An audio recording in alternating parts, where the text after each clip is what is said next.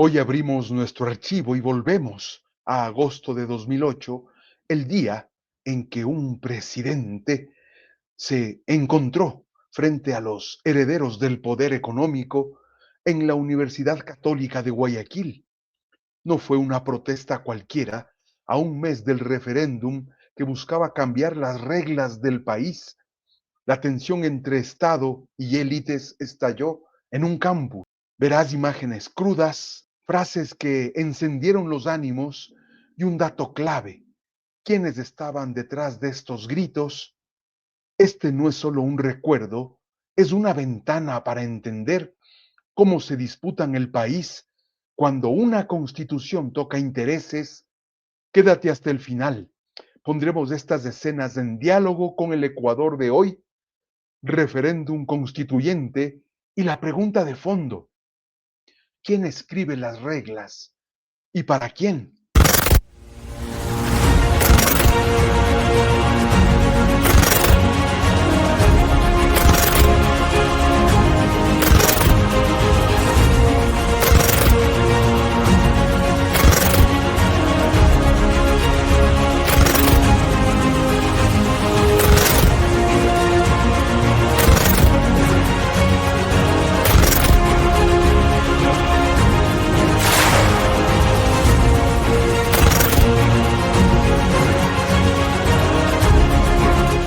De pronto, la Universidad Católica de Guayaquil se convirtió en un campo de batalla.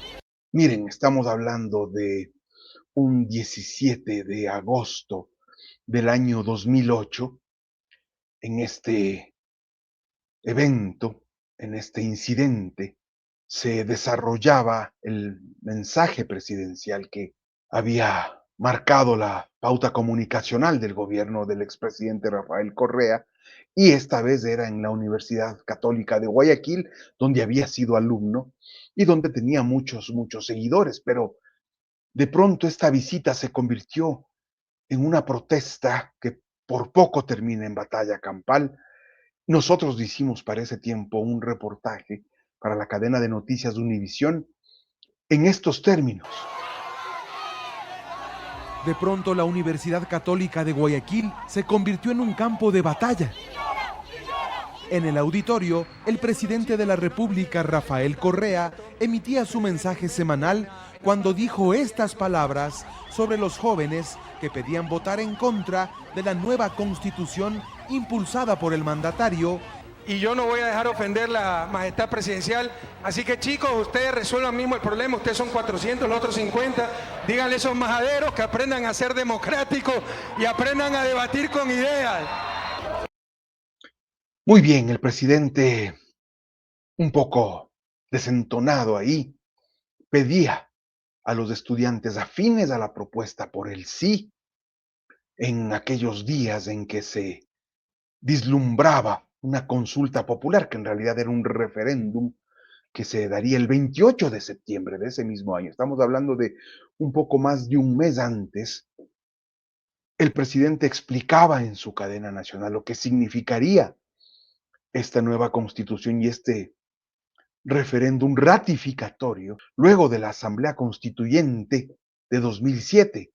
Se trataba de reemplazar la Constitución de 1998, esa constitución cuestionada, nacida de un gobierno ilegítimo, interino, propuesta y promovida por un segmento de estas élites golpistas, militaristas, que desembocaron en el gobierno de Yamil Maguad. Y ellos hicieron la constitución del 98. Y todo sirvió para la debacle del país. De ahí la popularidad del presidente Correa, quien planteaba una nueva constitución con controles, con muchos beneficios sociales, una constitución garantista en derechos, una constitución con un nuevo panorama judicial, institucional, cambiando nombres, con la plurinacionalidad, por ejemplo, la educación, la gratuidad en la educación, por ejemplo. Entonces, esa era la intención. Entonces, en la Universidad Católica, un sorpresivo incidente y el presidente en estos términos. Para los estudiantes opositores a la propuesta de gobierno, estas palabras fueron ofensivas y generaron agresiones y enfrentamientos. Claro, les pedía que sus supuestos 400 afines al sí debían ellos solucionar el problema con los 50 que estaban afuera por el no y que estaban generando los incidentes. Eso encendió los ánimos, sin duda alguna. Es condenable que todos estos actos, estos incidentes causados, hayan sido propiciados por el presidente de la República, que en la cadena incitó al presidente de la Federación a bajar a enfrentarnos con el apoyo de la fuerza pública. Sin embargo, los que apoyan al presidente aseguran que no hubo provocación.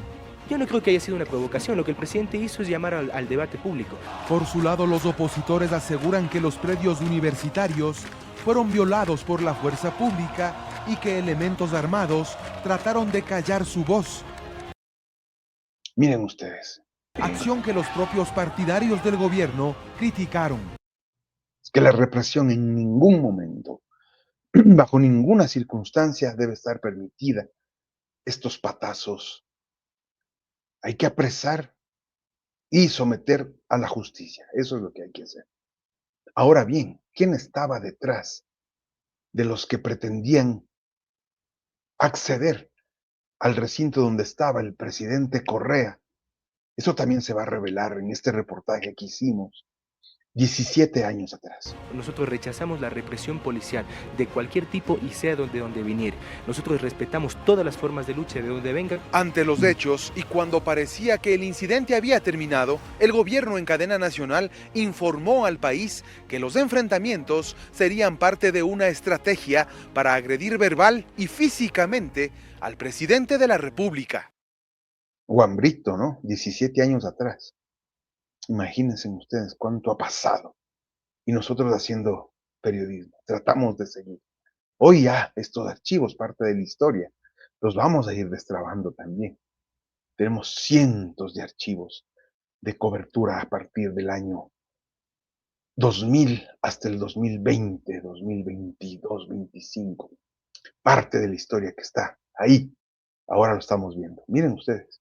Corresponsal de Univisión, Juan Brito.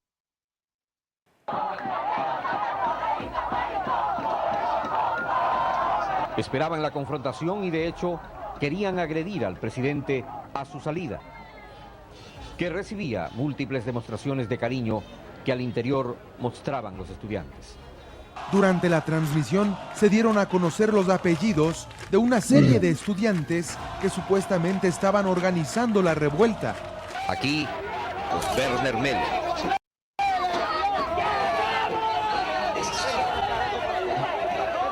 Francisco Icaza,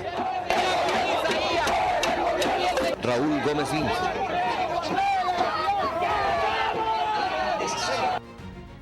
Carlos Pedrescote, Guido Jalil Ripalda, Rodolfo Vaquerizo, Carol Solorza, delegada del municipio de Guayaquil.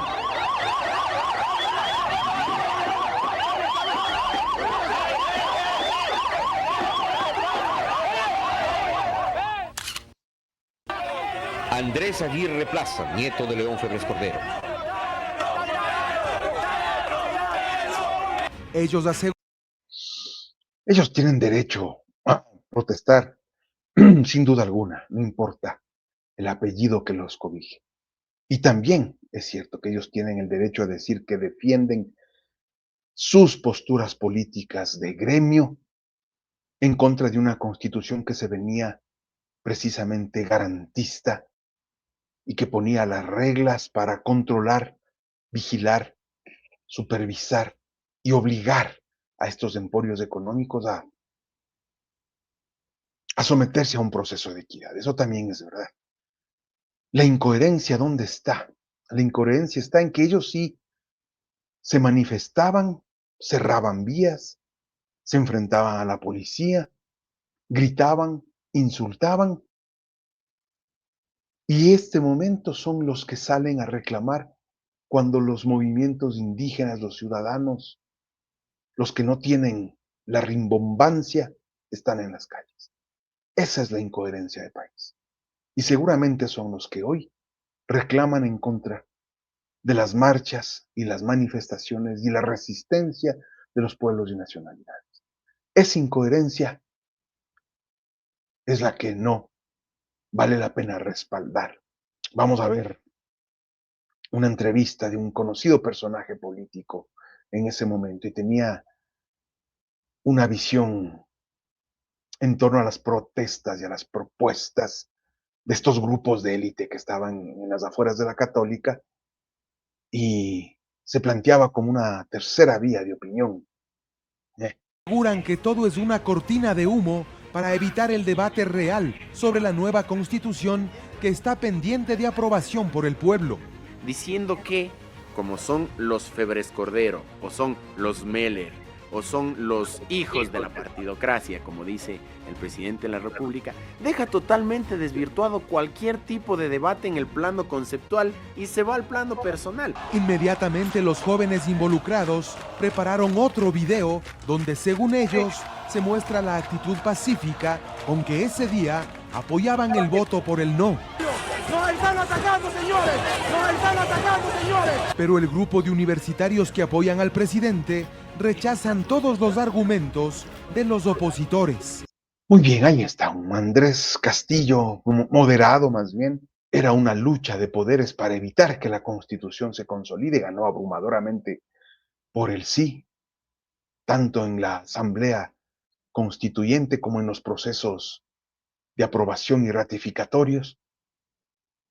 Esa era la voluntad popular. Además, al frente tenían a un Rafael Correa que sin duda alguna es y sigue siendo un aventajado de la aprobación popular. Por eso prefieren mantenerlo lejos. Y lamentablemente personajes como Castillo hoy sumados a lo que criticaba. Y ahora lo primero que tienen en la boca es el correísmo, como discurso de odio, ¿no?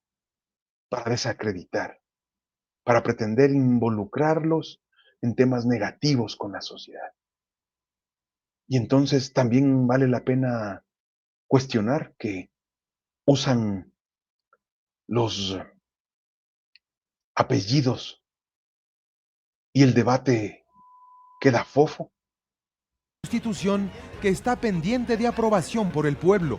Diciendo que, como son los Febres Cordero, o son los Meller, o son los hijos de la partidocracia, como dice el presidente de la República, deja totalmente desvirtuado cualquier tipo de debate en el plano conceptual.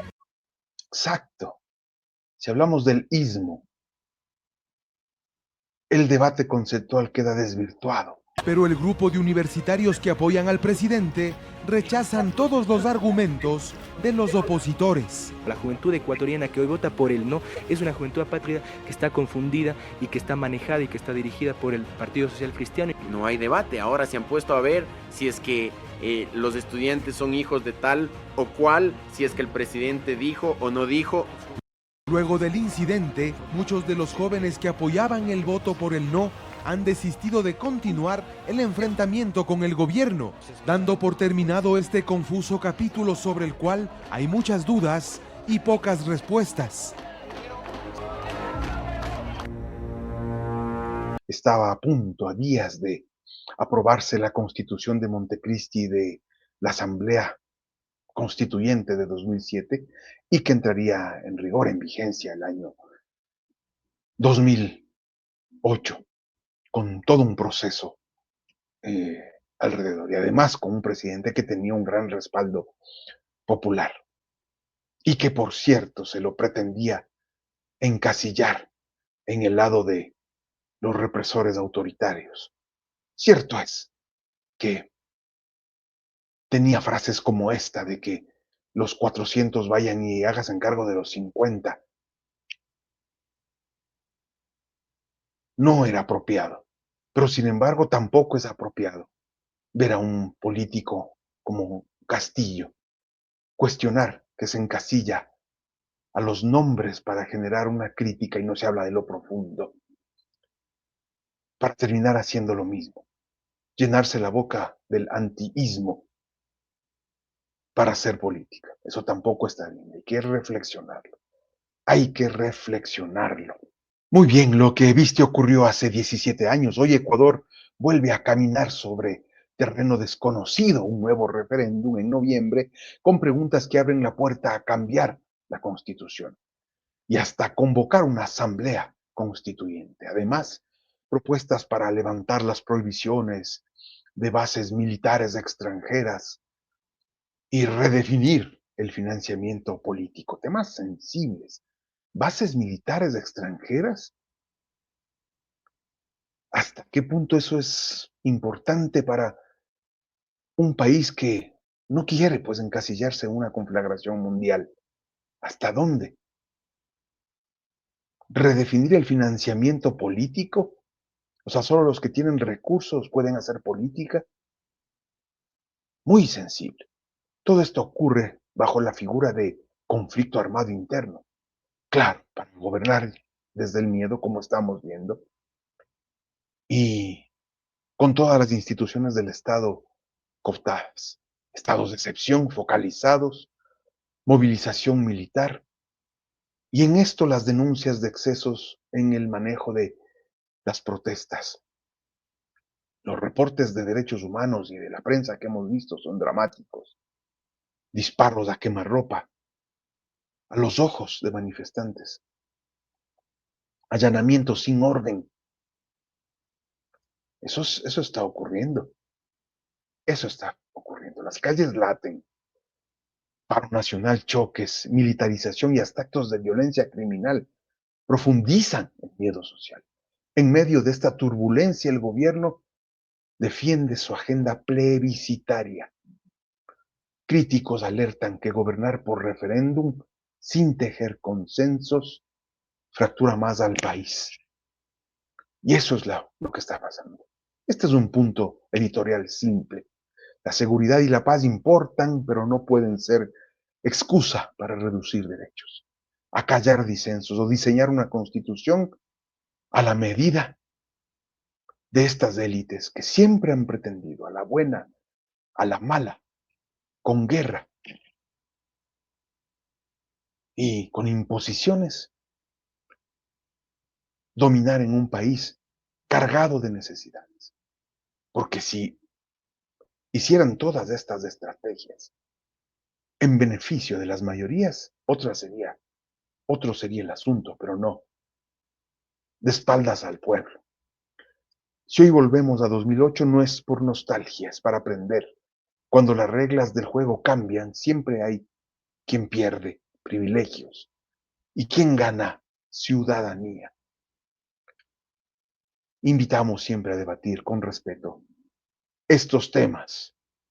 Así que hasta pronto, siempre.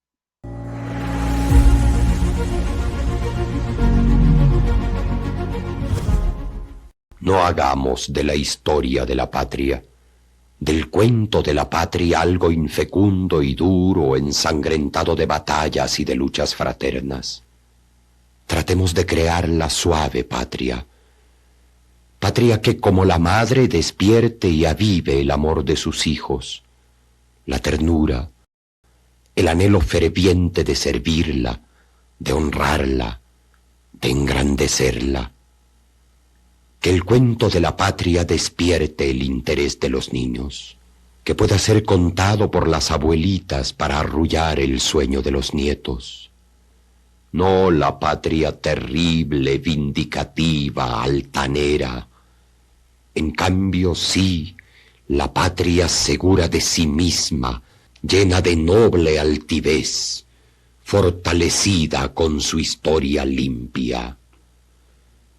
Los mejores días del cuento de la patria son aquellos con buen sol y mañanas transparentes.